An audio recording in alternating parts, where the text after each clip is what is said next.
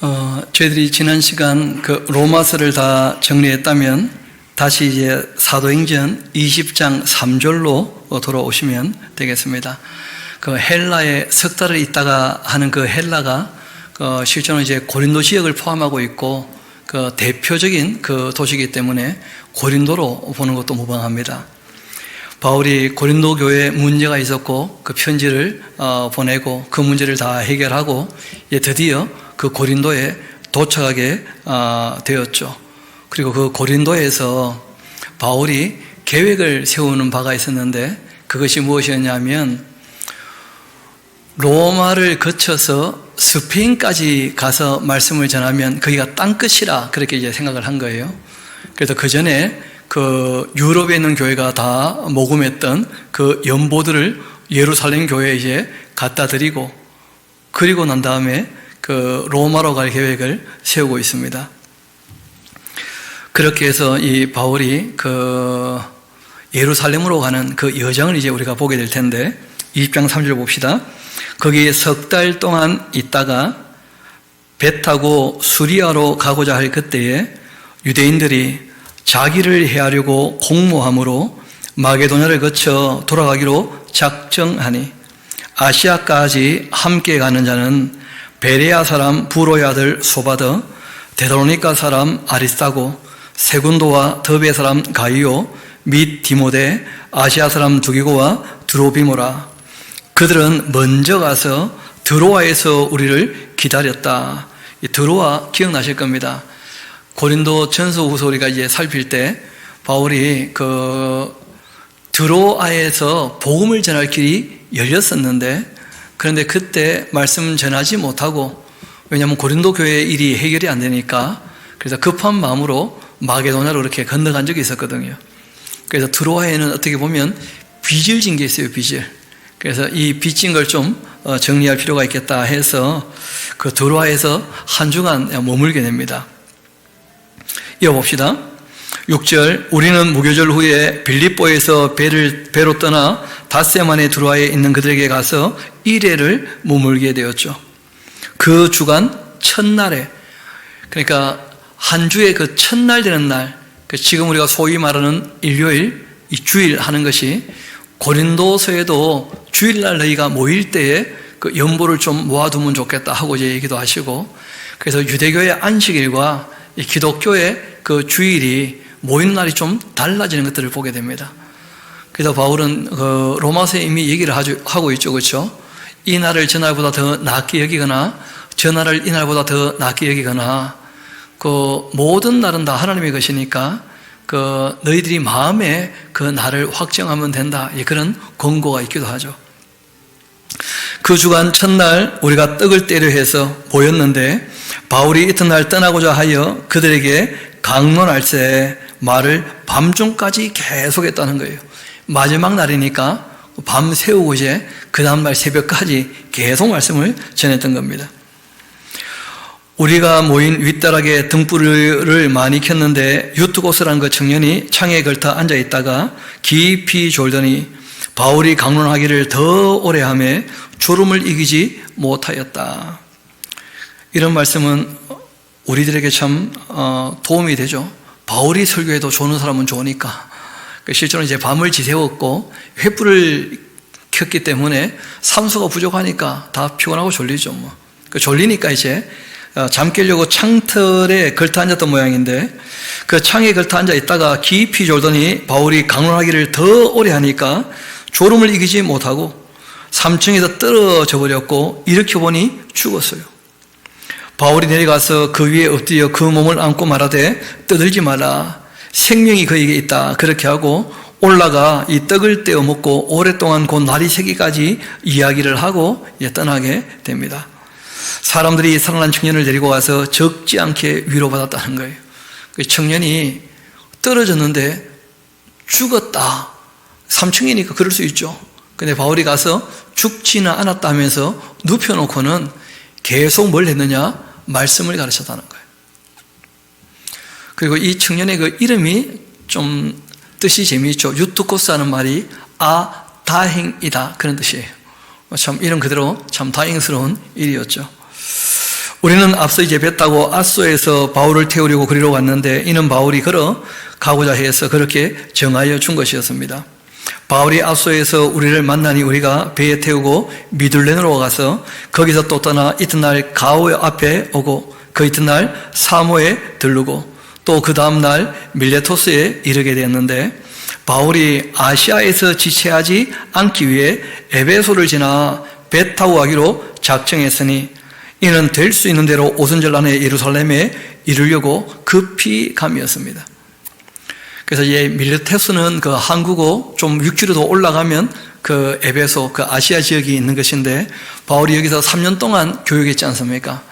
그래서 바울의 그 제자들을 다 불러 모아서 어떻게 말하면 고별 설교처럼 그렇게 마지막에 이제 작별 인사를 하고자 하는 거예요. 그 작별 인사할 때 그냥 인사만 하는 게 아니고 마지막 권면의 말씀이라 할 수 있죠, 그렇죠? 그렇게 이제 한 말씀 하려고 하는 것인데 바울은 이때가 마지막 만남이라고 생각했습니다. 그런데 또 나중에 역사를 보면 그렇지는 않았다는 것을 알 수 있는데 그럼에도 바울이 정말 마지막 만남이라고 생각하고 얘기했던 이 내용들은 지금 우리에게도 굉장히 중요한 본문이 됩니다. 17절 이어봅시다. 바울이 밀레도에서 사람을 에베소로 보내 교회 장로들을 청하니 오매 그들에게 말하되 아시아에 들어온 첫날부터 지금까지 내가 항상 여러분 가운데에서 어떻게 행하였는지를 여러분도 아는 바다. 곧 모든 겸손과 눈물이며 유대인의 관계로 말미암아 당한 시험을 다 참고 주를 섬긴 것과 또 유익한 것이라면 무엇이든지 이 공중 앞에서 또 각 집에서 꺼리낌 없이 여러분에게 전하여 가르쳤다. 실제로 이 집이 다 교회였던 것이죠, 그렇죠?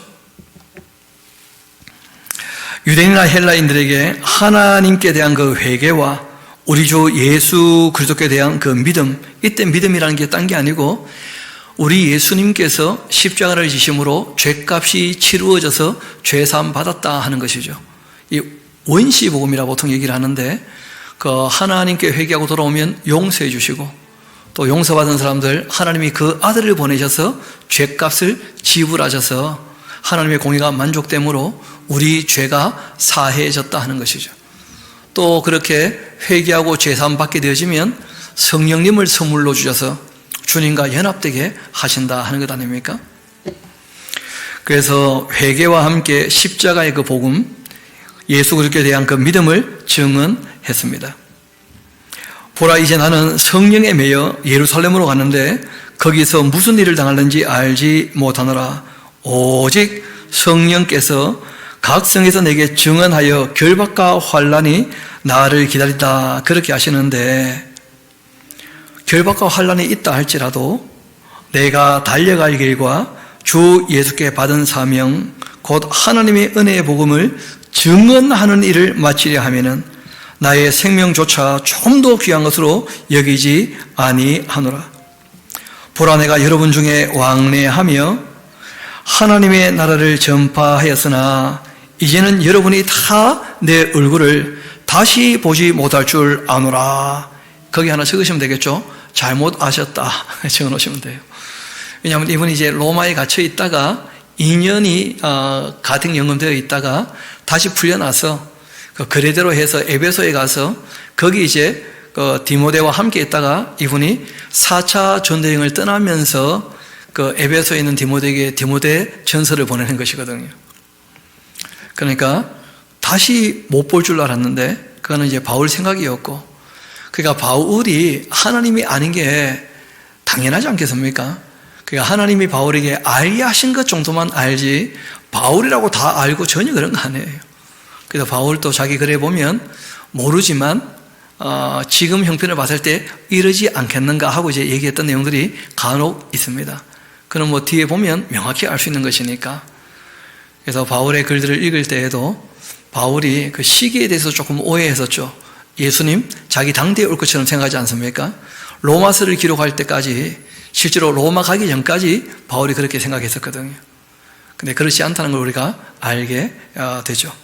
그러므로 오늘 여러분에게 증언하거니와 모든 사람의 피에 대하여 내가 깨끗하니 그 이유가 있죠. 내가 꺼리지 않고 하나님의 그 뜻을 다 여러분에게 전했다는 거예요. 바울은 다 했다는 거예요. 하나님의 뜻을 전하는 일에 있어서. 다 하는 것이 성실한 것이죠. 완수하는 것. 여러분은 자기를 위하여 또 온 양떼를 위하여 삼가해야 될 것이 있다.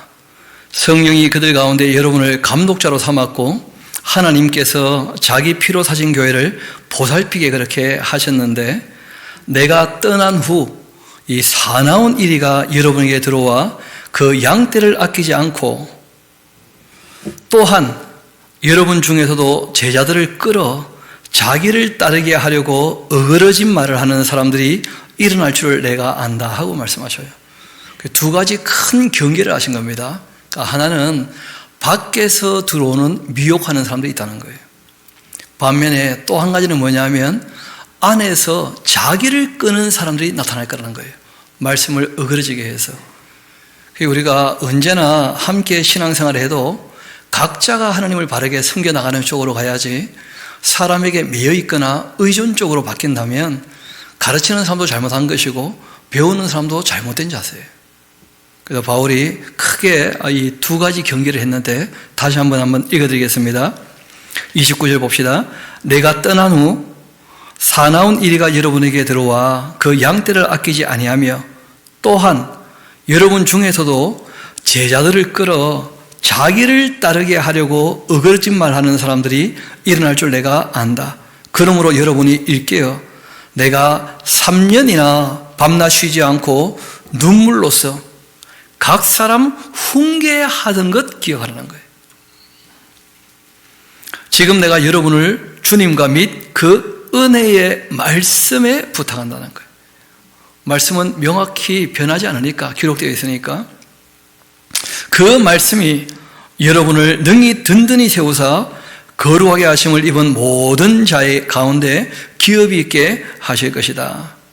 내가 아무의 은이나 금이나 의복을 탐하지도 아니했고, 여러분이 아는 바와 같이 이 손으로 나와 내 동행들이 쓰는 것 충당했고, 범사에 여러분에게 모본을 보여준 바와 같이 수고하여서 약한 사람들을 돕고, 또 주 예수께서 친히 말씀하신 바 주는 것이 받는 것보다 복이 있다 하심을 기억하여야 할 것이다. 여러분, 실제로 복음서에는 이 구절이 없어요. 무슨 말인가 하니, 예수님이 3년 반 사역하시면서 가르쳤던 모든 내용이 다 기록된 게 아니라는 거예요, 복음서에. 그렇지만 복음서에 있는 내용만 해도 충분한 것이고, 실제로는 이미 어떻게 이 땅에 살지에 대해서는 구약에서도 다 얘기를 했고, 보편적 양심에 비추어 보면 알만한 내용들입니다.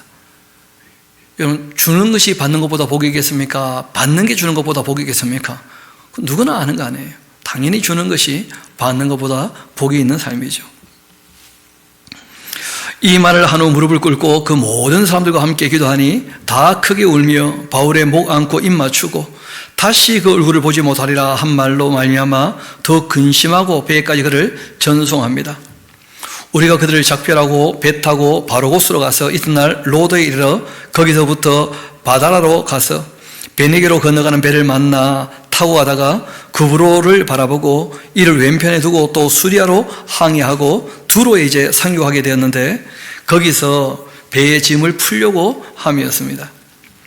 제자들을 찾아서 거기서 일회를 머물게 되었는데, 그 제자들이 성령의 감동으로 바울들어 예루살렘에 들어가지 말라 했다는 거예요. 여러분, 이게 굉장히 중요한 본문인데, 바울은 성령에 감동되어서 예루살렘에 가겠다는 거 아니에요. 그런데 두로에 있는 사람들, 또 바울과 함께 했던 사람들은 성령에 감동되어 예루살렘 가지 말라는 거예요. 이게 무슨 말인가 하니, 성령께서 감동하신 내용은 똑같은데 결론은 인격적으로 본인이 내리는 거예요. 알고 보면. 그래서 제자들 입장은 이런 것이죠. 거기 가면 결박이 있고 핍박이 있다는데 그걸 피하라고 미리 보여주신 것 아닙니까? 이렇게 얘기한 거예요. 근데 바울 입장에서는 그 결박과 핍박이 있다는 것을 보여주셨으니까 성령께서 감당하라고 하신 것을 내가 다 감당해야 되지 않겠는가, 이렇게 한 겁니다. 그러니까 바울이 감동에 대한 응답을 더 바르게 한 것이 어떻게 보면. 그래서 성령의 감동이 있다 할지라도 결정이라는 것, 그 사람이 본인 인격으로 내리는 것이다 하는 걸 꼭 기억하셔야 돼요. 하나님은 사람을 인격적으로 대하신다. 이어봅시다. 제자들을 찾아 거기서 이래를 머물더니 4절, 그 제자들이 성령의 감동으로 바울들어 예루살렘에 들어가지 말라 그렇게 합니다.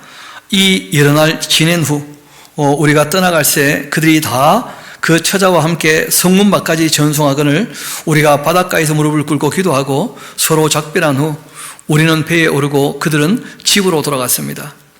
두로를 떠나 항해를 다 마치고 돌레마에 이르러 형제들에게 안부를 묻고 그들과 함께 하루를 있다가 이튿날 떠나 가이사랴에 이르러 7 집사 중 하나였던 전도자 빌립의 집에 들어가 머물게 됩니다. 그에게 또 딸 넷이 있었는데 처녀로 예언하는 자였고 여러 날 머물러 있더니 아가보라는 그 한 선지자가 유다로부터 내려와서 우리에게 와서 바울의 띠를 가져다가 자기 수족을 잡아매고 그리고 말하기를, 성령이 말씀하시되 예루살렘에서 유대인들이 이같이 이 띠 임자를 결박하여 이방인의 손에 넘겨주라 그렇게 하셨다. 그 성령께서 똑같이 또 감동하신 것이죠. 우리가 그 말을 듣고는 그곳 사람들과 더불어 바울에게 예루살렘으로 올라가지 말라고 권했다는 거예요. 그런데 바울이 대답을 합니다. 여러분이 어찌하여 울어 내 마음을 상하게 하냐? 나는 주 예수의 이름을 위하여 결박당할 뿐 아니라 예루살렘에서 죽을 것도 각오했다. 그렇게 대답을 하셔요. 그가 고난을 받지 아니하므로 우리가 주의 뜻대로 이루어지이다 하고는 그쳤다는 거예요. 여러분, 이게 중요합니다. 그 성령께서 감동하시지만 해석이 다를 수 있어요. 그렇죠? 근데 한두 번 서로 얘기를 해보고 당사자가 결정하는 거예요. 당사자가. 그래서 대략하고 그칠 줄 알아야 돼요. 그래서 아무리 내 의견이 있다 할지라도 당사자가 결정하도록 해야지, 그 당사자가 결정 안 하고 내가 결정하면 그것도 문제가 돼요. 아무리 옳은 일이라 할지라도. 그래서 그 아주 중요한 단어니까 그 별표 10개 좀 해놓으세요. 그쳤더라. 그렇게 이제 그 바울과 함께하는 사람들은 바울에게 이런저런 권면하지만 바울이 끝까지 예루살렘에 올라가겠다고 하니까 알았다 하고 이제 정말 주님 뜻대로 이루어지이다 하고 그쳤습니다. 15절 봅시다. 이 여러 날 후 여장을 꾸려 예루살렘으로 올라갈새 가이사랴에 몇 제자가 함께 가며 한 오랜 제자 구브로 사람 나손 데리고 왔는데 이는 우리가 그의 집에 머물려 함이었습니다. 예루살렘에 이르니 형제들이 우리를 기꺼이 영접하거늘 그 이튿날 바울이 우리와 함께 그 야고보, 이때 야고보는 주님의 동생 야고보죠, 그렇죠? 그 야고보에게로 들어갔고 장로들도 다 함께 있었습니다. 거기 보면 사도가 보이지 않죠. 왜냐하면 이때는 이미 사도가 다 각기 자기를 위해 떠났어요. 그리고 예루살렘에는 사도가 있을 필요가 없죠. 왜냐하면 전할 거 다 전했거든요. 전할 거 다 전했으면 그 진리를 지키는 것이 중요해요. 파수하는 것이. 그래서 사도들은 또 일을 하려고 다 떠났고, 그리고 이제 야고보와 장로들이 교회를 지금 파수하고 있는 것이죠. 그 바울이 무난하고 하나님이 자기의 사역으로 말미암아 이방 가운데서 하신 일들을 낱낱이 말을 합니다. 그들이 듣고 하나님께 영광을 돌리고 바울들어 얘기하죠. 형제여, 그대도 보는 바 이 유대인 중에 믿는 자가 수만 명이 있다. 유대인들 중에 예수님을 메시아로 인정하는 사람들 수만 명이 있다는 거예요. 의외로 꽤 세력이 있죠, 그렇죠? 그런데 이 사람들은 여전히 할렙하고 그리고 구약의 젖이 안 떨어진 사람들이야, 대부분 다. 그래서 나중에 이제 히브리서를 우리가 보게 되는데 거기에 이런 사람들을 위하여 유대인들에게 특별히 예수님이 진짜 어떤 분인지를 소개하는 글이 나와요. 예수님을 바르게 믿었다면 이런 바울의 말에 대한 오해가 없었겠죠. 예수님을 제대로 못 믿고 있기 때문에 바울이 전하는 복음에 대한 오해가 많아지는 것이거든요. 다 율법에 열성이 있다 하면서 율법보다 수준이 높아야지 율법에 매여가지고 거기 열성이 있으면 그거 어떡하냐 하는 것이죠. 내가 이방에 있는 모든 유대인들을 가르치되 모세를 배반하고 아들들에게 할례를 행하지 말고, 왜냐하면 할례나 무할례가 아무 상관이 없다 이렇게 얘기했잖아요. 근데 그거는 실제로 옳은 얘기거든요. 왜냐하면 할례라는 것 자체가 이미 아브라함 때 있었고 무할례 시에 있었던 그 믿음을 인쳐주신 거니까 할례 무할례 이게 중요한 게 아니고 사랑으로 역사하는 그 믿음, 마음의 할례가 진짜 중요하다, 그게 옳은 얘기인데, 그런데 이제 오해가 많았다는 거예요. 또 관습을 지키지 말라 한 다음을 그들이 들었다. 그러면 어찌할꼬? 그들이 필연 그대가 온 것을 들었을 텐데 우리가 말하는 이대로 하면 좋겠다. 서원한 네 사람이 우리에게 있으니까 이 나실인 서원이 있는 것처럼 보입니다. 그들을 데리고 함께 결례행하고 그들을 위하여 비용 내어 머리를 깎게 하라. 그러면 모든 사람이 그대에게 대하여 들은 것이 사실이 아니고 그대도 율법을 지켜 행하는 줄 알 것이다 하면서, 주를 믿는 이방인에게는 우리가 우상 제물과 피 목매어 죽인 것, 음행 피할 것 결의하고 편지하였느니라 그렇게 했고, 바울이 또 그 부탁을 들어줘요. 여러분, 이런 걸 보면 이미 예루살렘 교회는 유대화되었다는 걸 알 수 있어요. 이방인과 적용이 다르잖아요. 지금 이방인과 유대인은 차별이 없는데, 바울이 이 사람 데리고 이튿날 그들과 함께 결례를 행하고 성전에 들어가서 각 사람을 위하여 제사 드릴 때까지 결례의 기간이 만기된 것을 신고합니다. 반면 이 바울은 굉장히 여유가 있게 되었고 너그러워졌어요. 그래서 악을 행하는 게 아니라면 그 뭐 율법 그 따라서 결례 행하는 것 자체가 무슨 문제가 있나, 얼마든지 할 수 있는 것이지 하고 이제 그 결례를 할 때 비용을 다 내어준 것이었죠. 그 일회가 거의 참에 아시아로부터 온 유대인들이 성전에서 바울을 보고는 모든 무리를 충동하여 그를 붙들고 외칩니다. 이스라엘 사람들아 도와라. 이 사람은 각처에서 우리 백성과 율법과 이곳을 비방하여 모든 사람을 가르치는 그 자인데 또 헬라인 데리고 성전에 들어가 이 거룩한 곳을 더럽혔다면서, 바울이 성전에 데리고 들어가지 않았거든요. 이방인 데리고 결례 행할 사람 데리고 들어가서 결례 행할 수 있게 비용을 다 내었던 것이죠. 그 야고보 말 듣고 이제 여기 들어왔다가 오히려 오해가 생겨서 그 감동해서 보게 하셨던 그대로 이제 고난받게 생겼는데, 이어봅시다. 29절입니다. 이는 그들이 전에 에베소 사람 드로비모가 바울과 함께 시내에 있었던 것을 보고 지레 짐작한 거죠. 저렇게 이방인과 다니니까 성전에도 데리고 왔을 것이다. 그렇게 이제 짐작한 거죠. 바울이 그를 성전에 데리고 들어간 줄로 생각함이러라. 온 성이 소동하고 백성이 달려와 모여 바울을 잡아 성전 밖으로 끌고 나갔고 문들이 곧 닫혔습니다. 그들이 그를 죽이려 할 때 온 예루살렘이 요란하다는 그 소문이 군대 천부장에게 들리매 그가 급히 군인들과 백부장들을 거느리고 달려 내려갔는데 그들이 천부장과 군인들을 보고 바울 치기를 그치게 됩니다. 바울이 많이 맞은 거죠, 진짜. 이에 천부장이 가까이 가서 바울을 잡아 두 쇠사슬로 결박하라 그렇게 명하고 그가 누구이며 그가 무슨 일을 하였느냐 물어봅니다. 무리 가운데 어떤 이들은 이런 말로 또 어떤 이들은 저런 말로 소리치거늘 천부장이 소동으로 말미암아 진상을 알 수가 없어서 그를 그 영내로 데려가라 그렇게 명령합니다. 바울이 청대에 이를 때 무리의 그 폭행으로 말미암아서 군사들에게 들려갔다는 거예요. 참 모습이 처량하게 되었죠, 그렇죠? 이런 백성의 그 무리가 그를 없이하고자 외치며 따라감이었고, 그래서 천부장이니까 군사가 1000명 있지 않습니까? 그러니까 어떻게 보면 바울이 보호가 또 된 거예요. 바울을 데리고 영내로 들어가야 하는 그때 바울이 천부장에게 말합니다. 내가 당신에게 말할 수 있느냐? 이르되 너가 헬라 말 아냐?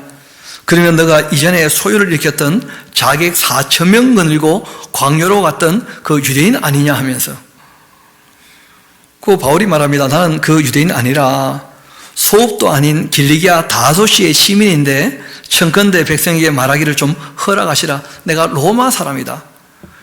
길리기아 다소로 로마 시민권 갖고 있는 사람이다 하고 이제 얘기를 합니다. 그 천부장이 허락해 주죠. 로마 사람이니까.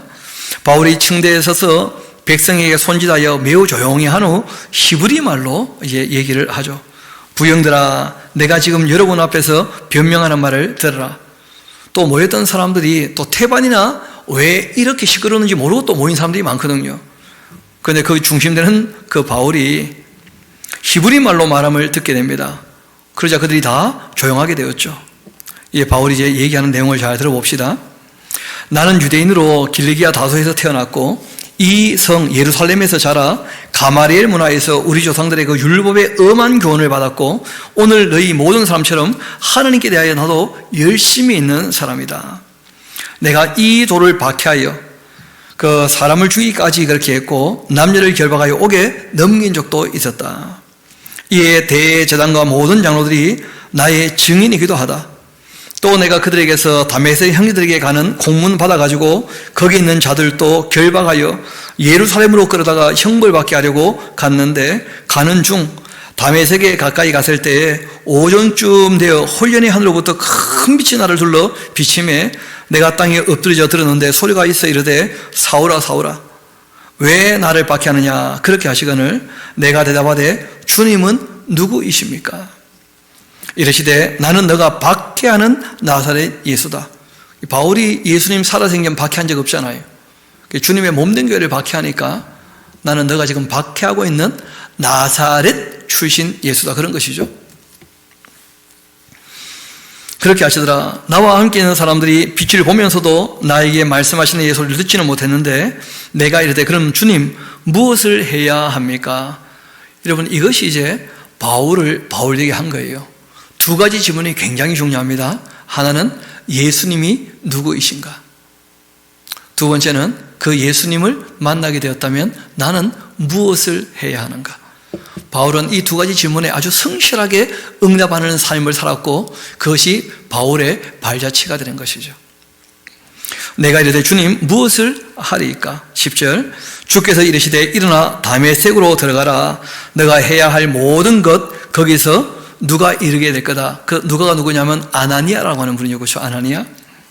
그렇게 하시거늘 나는 그 빛의 광채로 말미암아 볼 수 없게 되었으므로 나와 함께는 사람들의 그 손에 끌려 다메섹에 들어갔노라. 율법을 따라 이 경건한 사람으로 거기 사는 모든 유대인들에게 칭찬 듣는 아나니아라는 그 이가 있었는데 내게 와 곁에서 말하되 형제 사울아 다시 보라 하거늘 즉시 그를 쳐다보았노라. 그가 또 이르되 우리 조상들의 하나님이 너를 택하여서 너로 하여금 자기의 뜻을 알게 하시며 그 의인을 보게도 하시고 그 입에서 나오는 음성을 듣게도 하셨으니 너가 그를 위하여 모든 사람 앞에서 너가 보고 들은 것의 증인이 될 것이다. 여러분 예수님께서는 아나니아를 만날 것이다 말씀했고 아나니아는 본인이 알고 있는 예수님의 얘기를 다 전해준 거 아닙니까? 그리고는 바울의 인식은 예수님께서 자기에게 가르쳐 주셨다 이렇게 인식을 하는 거예요. 왜냐하면 그 말씀이 곧 예수님이시니까. 그런 이제 이 무게감으로 그 말씀을 들었던 것입니다. 이제는 왜 주저하느냐? 일어나 주의 이름을 불러 세례를 받고 너의 죄를 씻으라. 그렇게 이제 아나니아가 얘기를 했죠. 후에 내가 예루살렘으로 돌아와 성전에서 기도할 때에 황홀한 중에 봄에 주께서 나에게 말씀하셨다. 속히 예루살렘에서 나가라.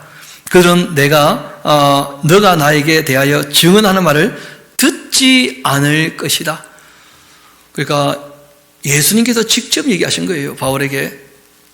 그들은 아무리 말해도 어떻게 해요? 듣지 않을 것이다 하셨다는 거예요. 실제로는 진짜 안 들어서 AD 70년에 무너지고 마는 것이거든요. 그러니까 야고보와 장로들 입장에서는 믿는 자가 수많이 있다 이렇게 얘기를 하고 있지만 바울이 처음 일할 때도 그랬고 그리고 바울이 예루살렘에서 떠나게 되었던 이유 중에 하나가 듣지 않으니까 떠나라 하셨다는 거예요. 그리고 이제 세월이 2, 30년 지났지만 실제로 별로 바뀐 게 없었던 거고 그래서 AD 70년에는 예루살렘이 무너지고 맙니다. 내가 말하기를 주님 내가 주를 믿는 사람들을 가두고 또 각 회당에서 때리기도 했고 또 주의 종인 스데반이 피를 흘릴 때 내가 곁에 서서 찬성도 하고 그 죽이는 사람들의 옷을 지킨 줄 그들도 다 알고 있습니다. 나더러 또 이르시되 그렇다고 해서 안 받아준다. 예루살렘 사람들이 떠나가라.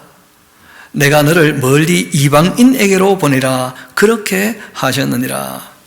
이렇게 이제 바울이 자기가 예수님을 만났고 그리고 왜 이 일을 하고 있는지를 쭉 설명을 하자 이 말하는 것까지 그들이 듣다가 소리질러 이르되 이러한 자는 세상에서 없애버리자. 살려둘 자가 아니라 하고 떠들며 옷 벗어 던지고 티끌을 공중에 막 날리고 천부장이 바울을 영대로 데려가라. 그렇게 명하고는 그들이 무슨 일로 그에 대하여 떠드는지 알고자 하여 책찍질하고 신문하라 합니다.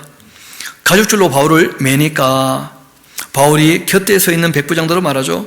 너희가 로마 시민된 자를 죄도 정하지 아니하고 책찍질할 수 있느냐? 바울이 워낙 많이 맞았는데 여러분 맞는 것은요 이게 이력이 생기는 것도 아니고요 면역이 생기지도 않아요. 맞으면요 맞을 때마다 아파요. 그러니까 바울이 워낙 많이 맞아왔는데 또 채찍들어 때리려고 그러니까 바울이 로마 시민이다 얘기하면서 맞는 것을 피하려고 하죠. 백부장이 듣고 가서 천부장에게 전하여 이르되 어찌하려 하느냐? 이는 로마 시민이라. 그렇게 하니 천부장이 와서 바울에게 말합니다. 너가 로마 시민이냐? 내게 말하라. 이르되 그러하다. 천부장이 대답하되 나는 돈을 많이 들여 이 시민권을 얻었노라. 바울이 이르되 나는 나면서부터다. 그렇게 했고 신문하려던 사람들이 곧 그에게서 물러가고 천부장도 그가 로마 시민인 줄 알고 또 그 결박한 것 때문에 두려워하였습니다. 로마 사람 결박했으니까 문제 삼으면 문제가 될 수 있거든요. 이튿날 천부장은 유대인들이 무슨 일로 그를 고발하는지 진상을 알고자 해서 그 결박을 풀고 명하여 제사장들과 온 공회를 모으고 바울을 데리고 내려가서 그들 앞에 세웠습니다. 바울이 공회를 주목하여 이르되 여러분 형제들아 오늘까지 나는 범사의 양심을 따라 하나님을 섬겼노라. 그렇게 하거늘 대제사장 아나니아가 바울 곁에 서 있는 사람들에게 그 입을 치라. 그렇게 또 명합니다. 바울이 이르되 회친한다미여 하나님이 너를 치시리로다. 너가 지금 나를 율법대로 심판한다고 앉아가지고는 율법을 어기고 나를 치라고 하느냐. 그렇게 하니 곁에 선 사람이 말하되 하나님의 대제사장을 너가 욕하느냐. 바울이 이르되 형제들아 나는 그가 대제사장인 줄 알지 못했다. 왜냐하면 대제사장이 되어가지고 율법도 모르고 이렇게 함부로 하냐? 바울이 그런 식으로 비꼬듯 얘기를 한 거예요. 기록 한 말씀 나는 알고 있다. 너희 백성의 관리를 비방하지 말라 했으니까 내가 그만두겠다. 그렇게 얘기를 합니다. 바울이 그중 또 일부가 사두개인이고 다른 일부는 바리새인 줄을 알자 머리가 샥 돌아간 거죠. 이 부활과 부활이 없다는 이 사람들 사이에 이제 문제가 있을 수 있으니까 공회에 외쳐 말합니다. 여러분 형제들아 나는 바리새인이고 또 바리새인의 아들이라 죽은 자의 소망 곧 부활로 말미암아서 내가 신문을 받는 것이다 하고 얘기를 합니다. 그 말을 하니까 바리새인과 사두개인 사이에 다툼이 생겨 무리가 나누어지게 되었어요. 말 그대로 풀의 임을 완전히 전환한 거죠. 그렇죠? 바울은 부활 때문에 내가 이런 일 당하고 있다 이런 얘기를 한 거예요. 그 말을 한즉 바리새인과 사두개인 사이에 다툼이 생겨 무리가 나누어졌고 이는 사두개인은 부활이 없고 천사도 없고 영도 없다 그렇게 하고 바리새인은 다 있다고 함이라. 크게 떠들새 바리새인 편에서 몇 서기관이 일어나 다투어 이르되 우리가 이 사람을 보니 악한 것이 없도다. 혹 영이나 혹 천사가 그에게 말하였으면 어찌하겠느냐. 그렇게 하여 큰 분쟁이 생기니 천부장은 바울이 그들에게 찢겨질까 해서 군인을 명하여 내려가 무리 가운데 빼앗아 가지고 영내로 들어가라. 그렇게 합니다. 그날 밤에 주께서 바울 곁에 서서 말씀하셔요. 이날 참 바울은 혹독한 날이었거든요. 이 바울이 너무 큰 어려움 당하고 마음도 무너질 수 있으니까 그날 밤 주께서 바울 곁에 서서 이렇게 격려해 주십니다. 담대하라. 너가 예루살렘에서 나의 일을 증언한 것 같이 로마에서도 증언하여야 하리라. 그렇게 하셨고 날이 새매 유대인들이 당지어 또 맹세하되 바울을 죽이기 전에는 먹지도 않고 마시도 아니하겠다 하고 이같이 동맹한 자가 40여 명이나 되었어요. 대제사장들과 장로들에게 가서 말하되 우리가 바울을 죽이기 전에는 아무것도 먹지 않기로 굳게 맹세했으니까 이제 너희는 그 사실을 더 자세히 물어보려면 보려는 척하면서 공회와 함께 천부장에게 청하여 바울을 너희에게로 데리고 내려오게 하라.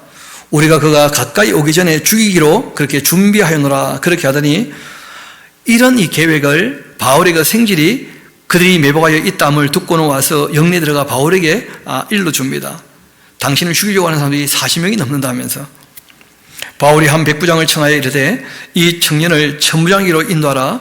그에게 무슨 할 말이 있다. 그렇게 했고 천부장이 이제 그 바울의 생질을 데리고 와서 말합니다. 죄수 바울이 나를 불러 이 청년이 당신께 할 말이 있다 하고 데리고 가기를 청하여서 데리고 왔습니다 하고 백부장이 이제 천부장에게 얘기를 하자 천부장이 그 손잡고 물러가서 조용히 물어봅니다. 내게 할 말이 뭐냐?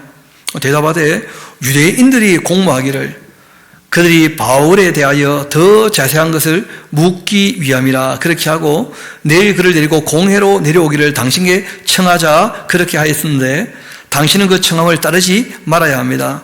그들 중에서 바울을 죽이기 전에는 먹지도 않고 마시도 않기로 맹세한 자 40여 명이 그를 죽이려고 숨어 있다가 숨어서 지금 다 준비하고 당신의 허락만 지금 기다리고 있습니다. 그렇게 하니 이에 천부장이 청년을 보내며 경계하되 이 일을 내게 알렸다고 아무에게도 이르지 말라. 그렇게 하고 백부장 둘을 불러 이르되 밤 제3시에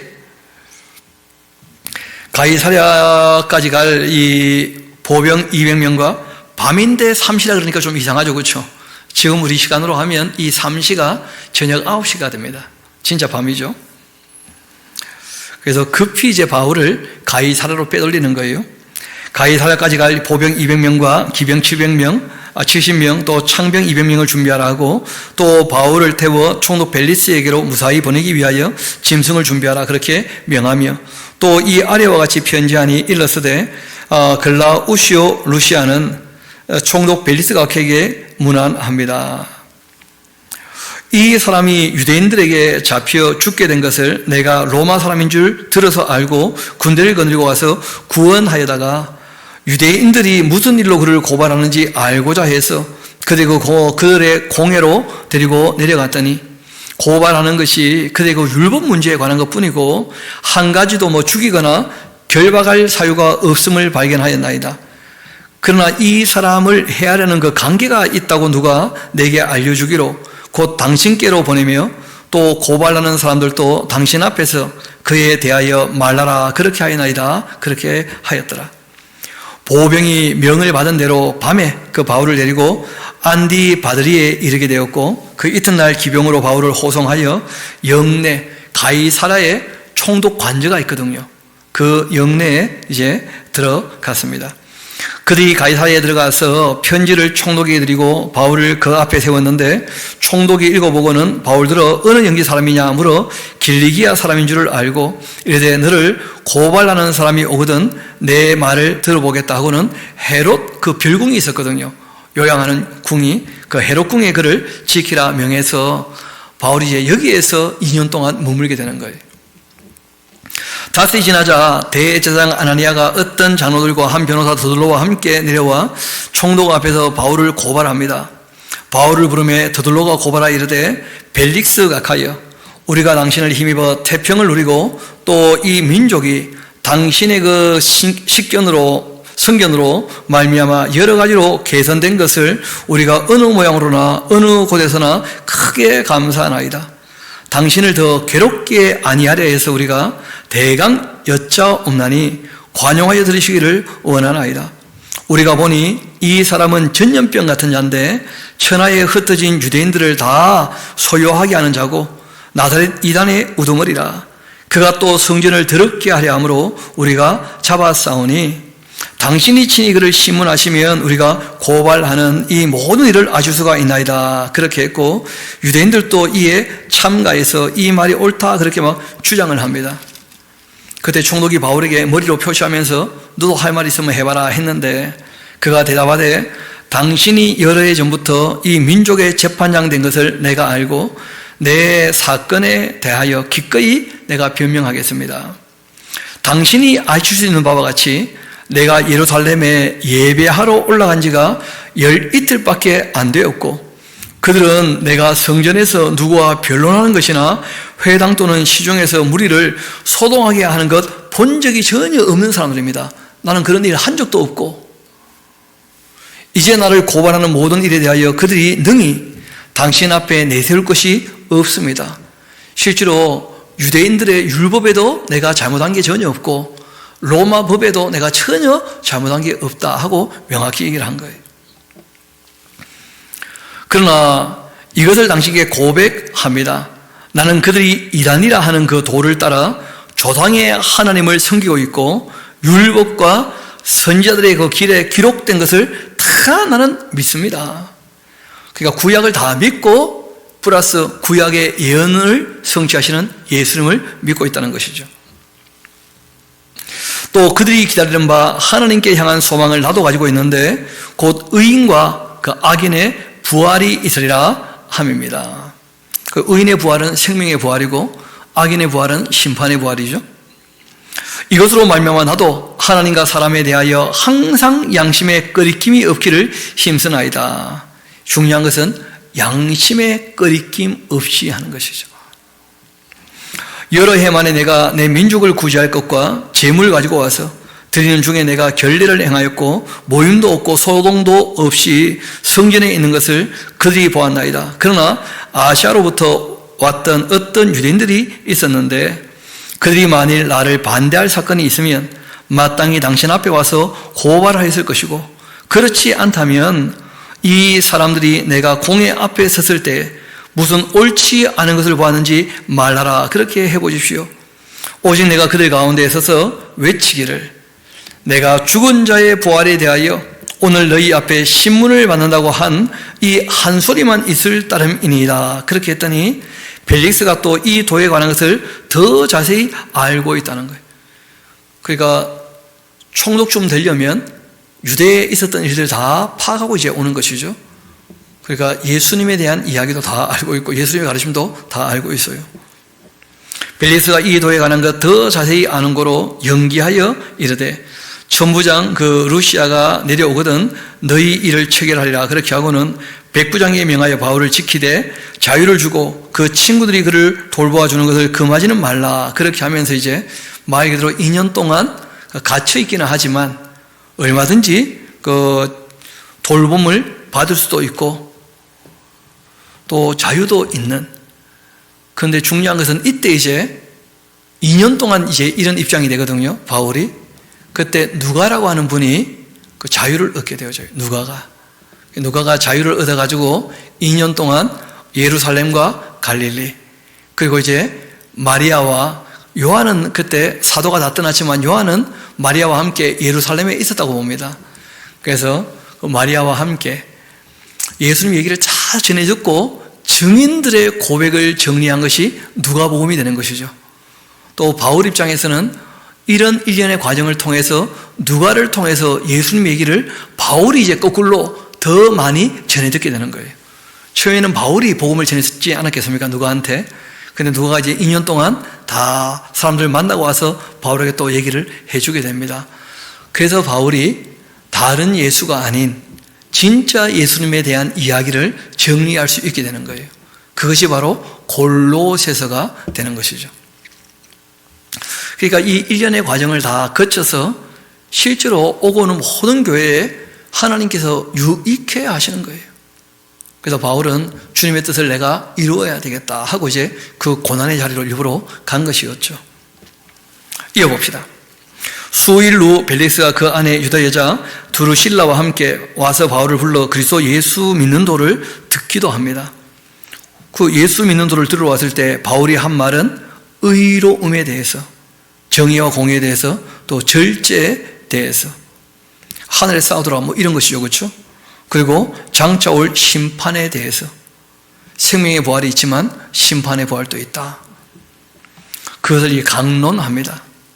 벨릭스가 두려워하면서 대답을 하죠. 지금은 가라.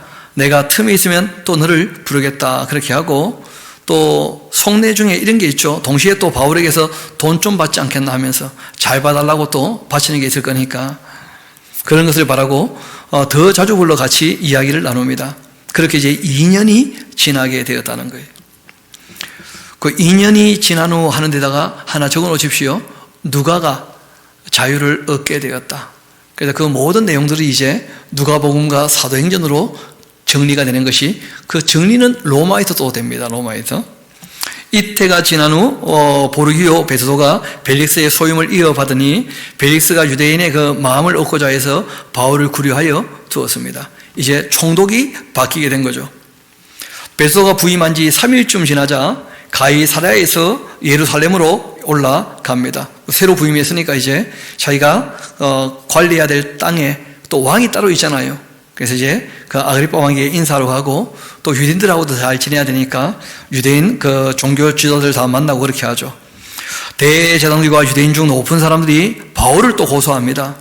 베드로의 그 호의로서 바울을 예루살렘으로 옮기기를 청했는데, 이는 길에 또 매복했다가 그를 죽이고자 함이었습니다. 2년 동안이나 암살 계획을 갖고 있는 거예요. 참 대단한 사람들이죠. 베드로가 대답을 합니다. 바울이 가이사랴에 구류된 것과 또 자기도 멀지 않아 떠나갈 것을 그들에게 다 말을 하고 말합니다. 이르되 너희 중 유력한 자들은 나와 함께 내려가서 그 사람에게 만일 옳지 아니한 일이 있거든 고발하라. 그렇게 합니다. 베드로가 그들 가운데 8일 혹은 10일을 지내고, 그리고 가이사랴로 내려가서 이튿날 재판 자리에 앉아 바울을 데려오라. 그렇게 명했는데, 그가 나오매 예루살렘에서 내려온 유대인들 둘러서서 여러 가지 중대한 사건으로 고발을 하는데 능히 증거를 대지 못합니다. 당연히 증거를 못 대죠. 왜냐하면 악을 행하거나 죄를 지은 적 없거든요. 바울이 전혀. 바울이 변명하여 이르되 유대인의 그 율법이나 성전이나 가이사에게나 내가 도무지 죄를 범하지 아니하였노라. 그렇게 하니 베드로가 유대인의 마음을 얻고자 해서 바울로 물어봅니다. 너가 예루살렘으로 올라가서 이 사건에 대하여 내 앞에서 신문을 받으려느냐? 바울이 말합니다. 내가 가이사의 그 재판자리 앞에 서 있으니까 마땅히 가이사에게 로마에 가서 거기서 신문을 받을 것이라. 당신도 잘 아시는 바와 같이 내가 유대인들에게 불의를 행한 일이 없나이다. 만일 내가 불의를 행하여 무슨 죽을 죄를 지었으면 죽기를 사용하지 아니할 것이나, 만일 이 사람들이 나를 고발하는 것이 다 사실이 아니면 아무도 나를 그들에게 내줄 수 없나이다. 내가 가이사께 상소하노라. 그렇게 하니까 베드로가 배석자들에게 베드로가 상의를 합니다. 그리고 한마디 하죠. 너가 가이사에게 상소했으니 가이사에게 갈 것이니라. 그렇게 얘기합니다. 수일이 지나고, 그리고 이제는 아그리빠 왕과 버니게 베드로에게 문안하려고 이제 예루살렘에서 그 가이사를 찾아온 사람들이 있죠. 여러 날을 있더니 베드로가 바울의 일로 왕께 고하여 이르되 벨릭스가 한 사람을 구류해 두었었는데 내가 예루살렘에 있을 때에 유대인들의 그 제장들과 장로들이 그를 고소해서 정죄하기를 청하기에 내가 대답하되 무릇 피고와 원고들 앞에서 고소 사건에 대하여 병할 기회가 있기 전에 내주는 것은 로마 사람의 법이 아니라. 그렇게 하여노라. 그러므로 그들이 와서 그들이 나와 함께 여기 오매 내가 지체하지 아니하고 이튿날 재판자리에 앉아 명하여 그 사람을 데려왔으나 원고들이 서서 내가 짐작하던 것 같은 악행의 혐의는 하나도 제시하지 않고 오직 자기들의 그 종교와 또는 예수라는 이가 죽은 것을 살아있다고 바울이 주장하는 그 일에 관한 문제로 고발하는 것뿐이라. 내가 이 일에 대하여 어떻게 심리해야 하는지 몰라서 바울에게 묻되 예루살렘에 올라가서 이 일의 신문을 받으려느냐 그렇게 한즉 바울은 황제의 판결을 받도록 자기를 지켜주기를 호소함으로써 내가 그를 가이사에게 보내기까지 지켜두라 명하였노라. 그렇게 하면서 그 이후로 베드로가 자기는 총독에 잠시 있다가 다시 돌아갈 거거든요. 그러니까 이제 아그리빠 왕에게 내가 해결할 수 없는 어려운 문제 한번 들어보시고 또 한 수 가르쳐 주시라 하는 식으로 이제 얘기를 꺼낸 거죠. 23절입니다. 22절입니다. 아그리빠가 베드로에게 이르되 나도 이 사람의 말을 듣고자 하노라. 그렇게 했더니 베드로가 이르되 내일 들으시리이다. 그렇게 했고 이튿날 아그리빠와 이 버니게가 크게 위험을 갖추고 와서 천부장들과 시중의 높은 사람들과 함께 접견 장소에 들어오고 베스도의 그 명으로 바울을 데려옵니다. 베스도가 말하되 아그리빠 왕과 여기 같이 있는 여러분들이여 당신들이 보는 이 사람은 유대의 모든 무리가 크게 외치되 살려두지 못할 사람이라. 그렇게 해서 예루살렘에서와 여기서도 내게 청원하였으나 내가 살피건대 죽일 죄를 범한 일이 없더이다. 그러나 그가 황제에게 상소한 고로 보내기로 결정하였나이다. 그에 대하여 황제께 확실한 사실을 아뢰 것이 없기 때문에 신문한 후 상소할 자료가 있을까 해서 당신을 특히 아그리빠 왕 당신 앞에 그를 내세웠나이다. 그 죄목도 밝히지 아니하고 죄수를 보내는 것이 무리한 일인 줄을 아나이다. 그렇게 얘기를 했습니다. 오늘은 여기까지 하겠습니다.